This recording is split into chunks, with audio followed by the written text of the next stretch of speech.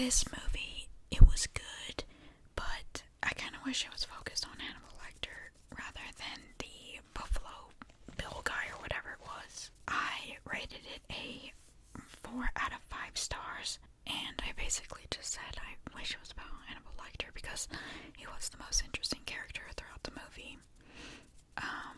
But I kind of expected, more from this movie, and it kind of failed to reach what I thought it was going to be.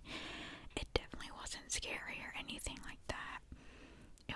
It kind of, I feel like if this movie came out now, this movie would tank, and I feel like everyone would know why. The next movie that I actually watched in July was The Bike Riders, but I rated it a 3.5 out of 5. It was okay. I thought Austin Butler looked pretty good in the movie, and Tom Hardy. They do these accents in the movie, and it was specifically the main girl, if you watch it, her accent was so bad. The movie is about these bike riders in the 70s or something in New York, somewhere over there. They have these accents. Maybe, I don't know what I'm talking about, but that's literally what it was. It was just about this biker gang and their life in it, I guess. I overall said it was a decent movie, and it could have been a more if it was done right. It kind of just felt like it was something to watch. I would watch it again, maybe in a long time. There is also a guy in this movie from the show The Society. If anyone's seen that show, it literally got canceled after season 1, and it left off on a cliffhanger. His name's Toby, but I see him in this random films every once in a while. The next movie I watched was Love and Other Drugs. I guess I could say who they're with Jake Gyllenhaal and Anne Hathaway. I'm looking right here because that's where I'm seeing what I'm looking at or whatever. So this movie had me in the first half, but then I got pretty bored. I thought I had seen this movie before, but I didn't. I don't know, I feel like it got boring. I don't really have anything to say about this. I wouldn't watch it again. I wouldn't recommend it. I didn't think it was funny. If I didn't say I rated it a 3 out of 5, that movie is basically about this guy who sells. He wants to make money, so he sells pharmaceutical drugs or something, and then when he's doing that, he meets this girl who has I have no idea what it was. It's not Alzheimer's, I don't think, but she has something chronic, I guess, and it's getting worse as she goes on, and she thinks nobody wants her or whatever because she's got burned in the past or whatever, so she kind of sabotages her own relationship with Jake Gyllenhaal in this movie. So they don't work out, and they work out, and I don't really know. I guess that was more dealing with that in their relationship. I didn't think it was anything special, honestly. Okay, the next movie I watched was The Ugly Truth with, her name is Kate something, and then Gerard Butler. And this movie I thought was actually good. I rated it 3 out of 5. That's just because rom-com things. It's about this TV show host. He has his own segment, and Kate, I think that's her name, outside of the film, she is the person that works with the TV channel. I don't know how to describe it, but he has this segment called the dating show or something. Oh no, I think it's called The Ugly Truth, literally. Basically, when he's on this doing his segment of the TV show, she doesn't really like what he does, but what he says ends up being true for her, I guess, because she tries to date around, and she gets on these dates with his advice, and they kind of form a relationship as she's going through this other relationship, and as this TV segment is going, I guess. I'm not doing a very good job at explaining, but I realize I wasn't explaining for other movies.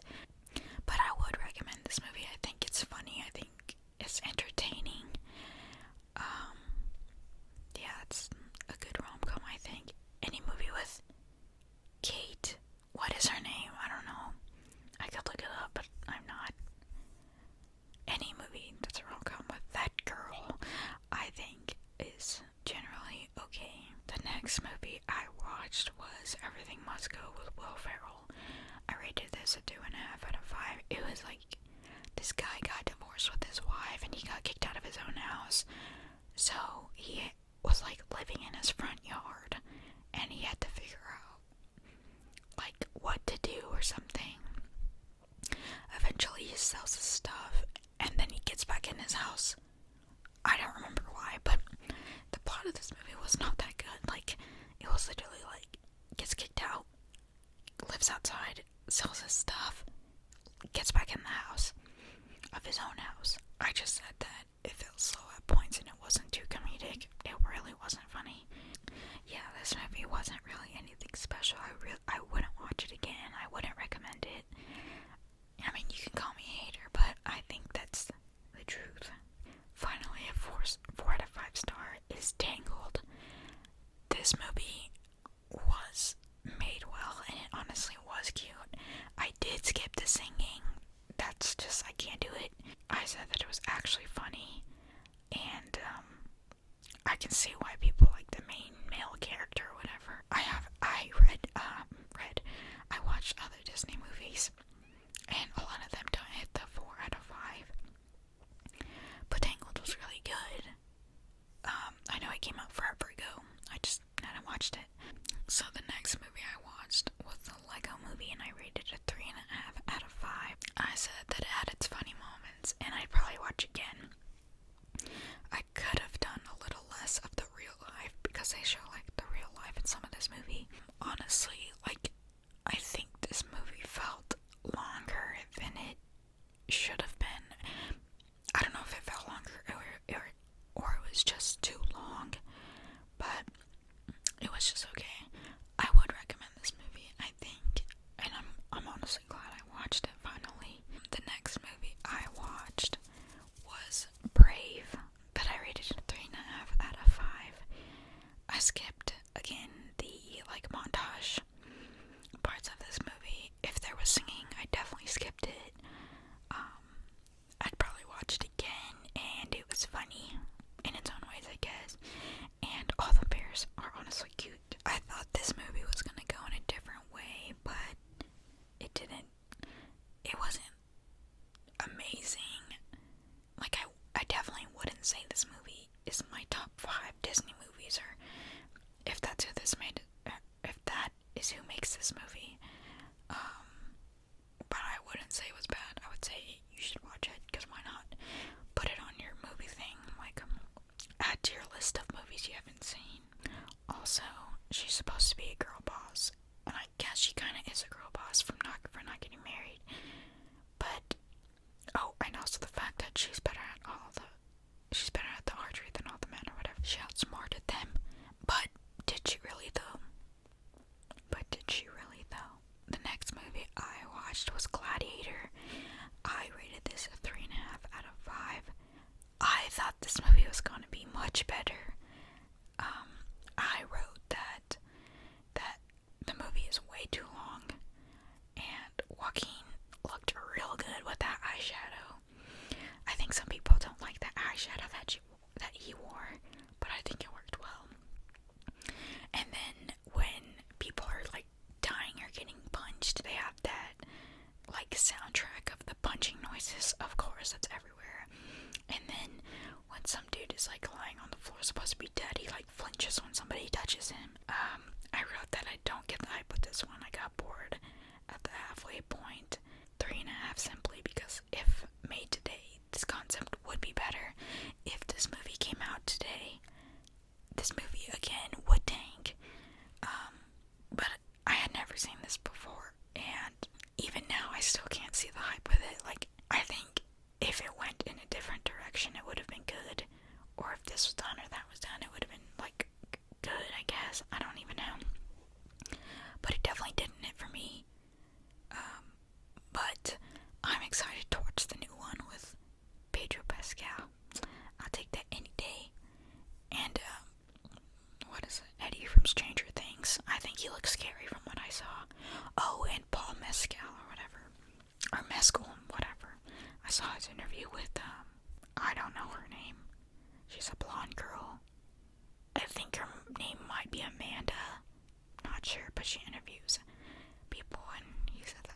his last name was pronounced. Okay, so the next movie I watched was Pretty Woman. I rated this a 3.5 out of 5. I don't know if I have said this, but all these movies, I generally try to watch movies I haven't seen before. This obviously being one of them. I said that this was almost like out of a book in some parts, and it was. Like, some parts in this movie could be in a book, and it's like, some parts in this movie I'm like, oh my gosh, like, that should have lasted longer. And then I said some parts were boring, some parts were good, I'd probably watch again in a very long time. Then I said powerful, rich alpha male meets random girl in the streets. True, this movie could convince me the guy's cute.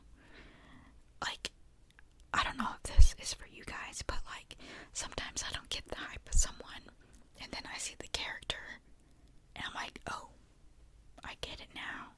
I do get it now. But yeah, this movie was overall okay. I would say you should watch it just to watch it. Would I recommend it?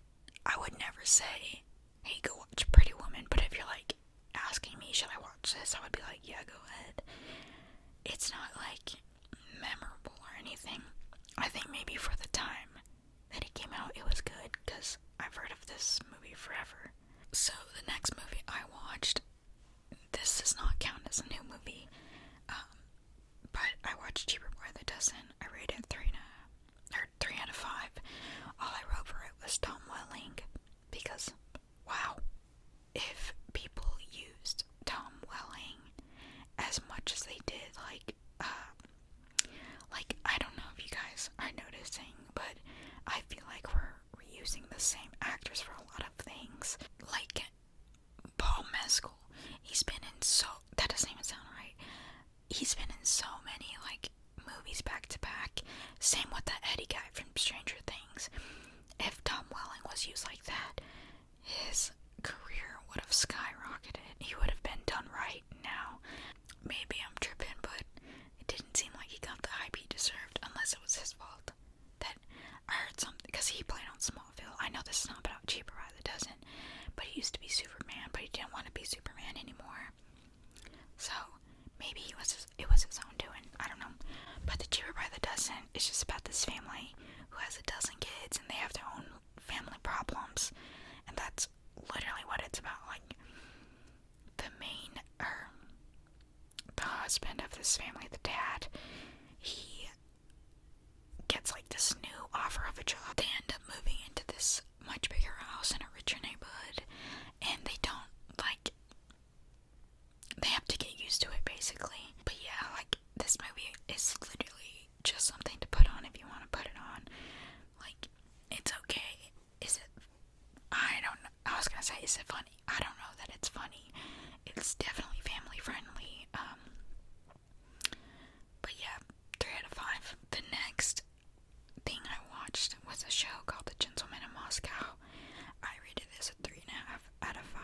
It's about this guy who, I don't know what he was a part of because I can't remember, but basically he gets stuck in this hotel by the like Russian government, and that's where the entire show takes place.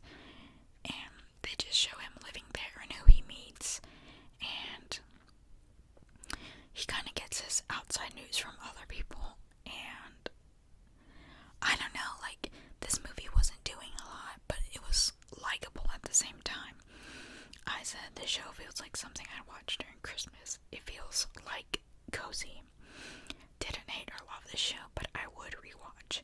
Although a lot of it, in parentheses, characters, didn't end up mattering. True, they could have had no side characters, and it wouldn't have mattered. Nothing came of the characters that were brought up, for the most part. The ending is a little bit, it's either this or that, so I feel like the ending wasn't exactly clear, but I guess it was for the viewer's interpretation or whatever. I would recommend this show. It's like cute, I don't know. I like the main guy. The next movie I watched was Big Hero 6, and overall I just said this movie was cute. I think it might have been funny. I didn't write that. But it was just about this guy who creates this health robot, and the little brother who's like doing everything, or who is the main character, ends up taking in this health robot, and they want to go after the guy who did a lot of bad things. Basically, what I recommend, yes, you should watch this movie. It was alright. I think it's kind of exactly what I thought it would be. These group of like, I think 6 people, maybe including Baymax. That's why it's called Big Hero 6. They become like their own little heroes. I rated this a 3.5 out of 5.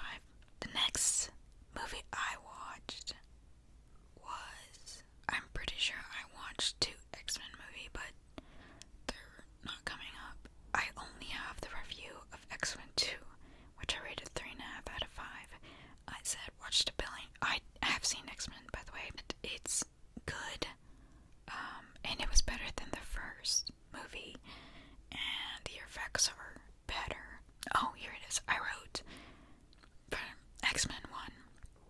I'll just combine the 2 or whatever. I was confused about what this movie was even about. I said I'm disappointed with how bad this movie looks, and the last time I watched this was like 2010, so I'm sure it looked godly then. But yeah, the effects looked really bad and really fake. Honestly, these movies were really bad. Like, I guess for the time that they came out, it was good, but would I recommend these now?